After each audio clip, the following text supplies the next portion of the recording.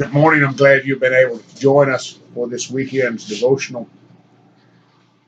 I've been reading a book here recently that brings up the subject within the book of sin. This idea that it's a word that we have neglected to use as a people.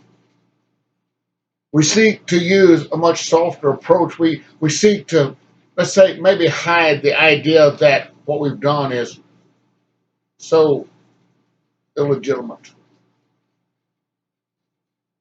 We often will say, my words were misplaced. Well, what happened was really not that bad. It has opened our eyes to a greater problem. It didn't really hurt anyone. It was just a mistake. They were just expressing themselves. It really wasn't violence as long as it could be replaced. Excuses and justifications can explain it all away. At least that's what we've convinced ourselves in society and often in our own life. I can do a lot of things and express myself and say what I want to say. And say, well, it really wasn't that bad. We seem to forget that when we speak against another or when we do something that is horrible in life, it is sin.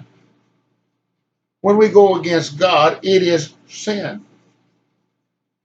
But it's difficult for us to say that. It's difficult for us to want to look at ourselves and see ourselves as guilty. We're not alone in this. It's been going on for ages and ages. I want us to listen in Samuel, 2 Samuel, the 12th chapter. David had taken and seen Bathsheba and as she bathed on the top of the house. And he looked at her and he desired her, and so he brought her to him.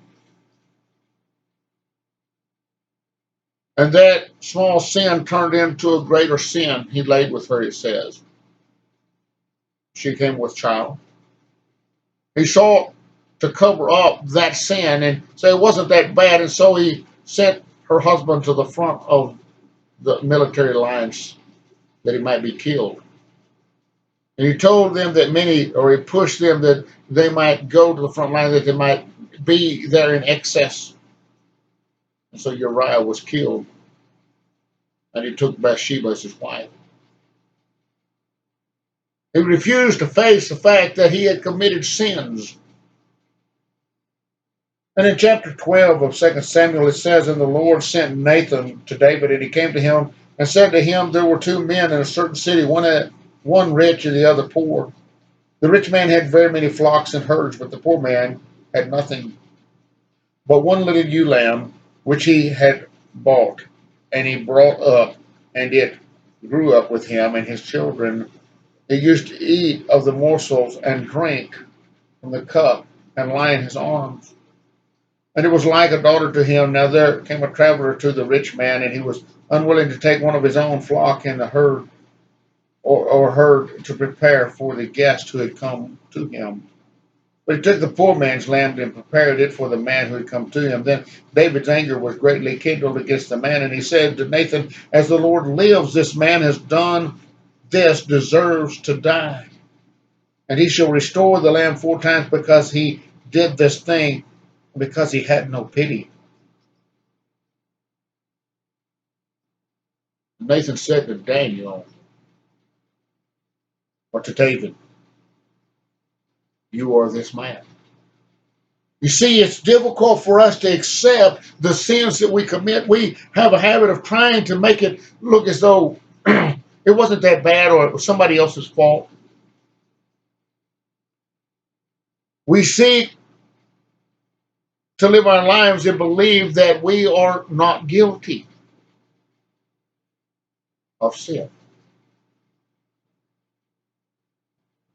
People don't like to hear that word. David, I'm sure, did not like to hear that word, but I want you to hear what David said when he was accused. He didn't make excuses. He didn't beat around it. I want you to listen to him in 2 Samuel 12, verse 13 through 15. And David said to Nathan, I have sinned against the Lord. And Nathan said to David, the Lord has also put away your sin. You shall not die. Nevertheless, because of this deed, you have utterly scorned the Lord. And the child who is to be born to you shall die. And then Nathan went to his house. Sin carries consequences. Whether we admit to it or not, it still carries consequences. It destroys one's life. It destroys things around us. It destroys who we are. It can destroy the relationships. It can destroy everything in its path. And especially if we strive not to be guilty, if we try to avoid it, if we set it aside and act as if it didn't happen. Psalm 51, we hear David. He said, have mercy on me, O God, according to your steadfast love, according to your abundant mercy. Blot out my transgressions, wash me thoroughly from my iniquity, and cleanse me from my sin. For I know my transgression, and my sin is ever before me. Against you, you only have I sinned, and have done what is evil in your sight, so that you may be justified in your words, and blameless in your judgment. Behold, I was brought forth in iniquity, and in sin my mother did conceive me. Behold, you delight in the truth, in the inward being, and you teach me wisdom in the secret heart. I'm going to skip on down to verse 13. He says, he goes ahead and he talks about this sin and how it has destroyed him from within.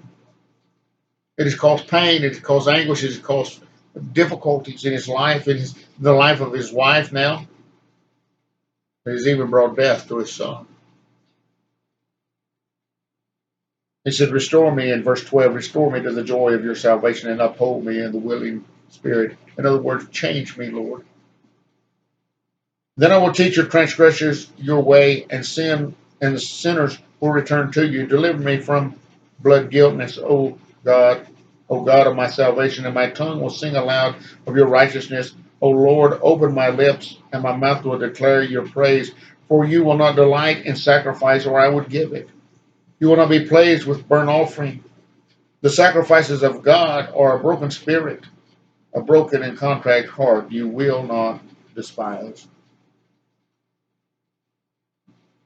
See, Romans 3:23, he says, we have all sinned and fall short of the glory of God. Each one of us. Well, how do we look at the sin? We must see ourselves as guilty. I have sinned against God. I have brought evil. But God said there's a way. Isaiah 57, again, verse 17, gives the same thought as David does. For thus saith the Lord, one who is high and lifted up, who inhabits eternity, whose name is holy. I dwell in the high and holy places, and also with him, who is of a contrite and low spirit, to revive the spirit of the lowly, and to revive the heart of the contrite. You see, this forgiveness, this guilt can only be given by God. The sin that one has committed, the sin that each of us live with each day, that each of us fall to each day, can only be cared for by God. But we must have a contrite heart. We must be broken inside. We must be in pain and seeking forgiveness. We must humble ourselves to God. In James, the 4th chapter, verse 4, he said, you adulterous people are those who seek to follow Satan. Do you not know that friendship with the world is enmity with God? Therefore, whoever wishes to be a friend of the world makes himself an enemy to God. Or do you suppose it is no purpose that the Scripture says he yearns jealously over the Spirit that he has made dwell in us? He gives more grace. Therefore it says God opposes the proud, but he gives grace to the humble. Submit yourself, therefore, to God. Resist the devil, and he will flee from you. Draw near to God, and he will draw near to you.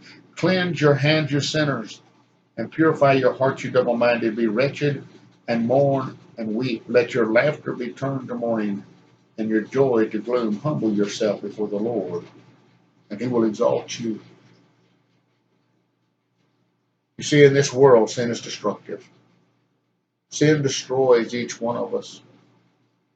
And we become hurt inside, and we become wounded to the point that if we live in this world and continue in this world, ideas will become hard and callous and turn our backs on God. But if we will look inward and see the pain, know that what we have done has been sin and it is wrong, it is evil. Seek God. Truly seek God, humble ourselves, giving ourselves over to him, knowing that we have committed a sin against him and done evil. Seeking him, he will forgive. He will forgive those that are lost in the world if they come and seek him and turn to him and follow him in his ways. I hope that you will think about this weekend, about this sin, about the destruction and the pain that it causes, and we can look out in the world and we can see it. We know it's there.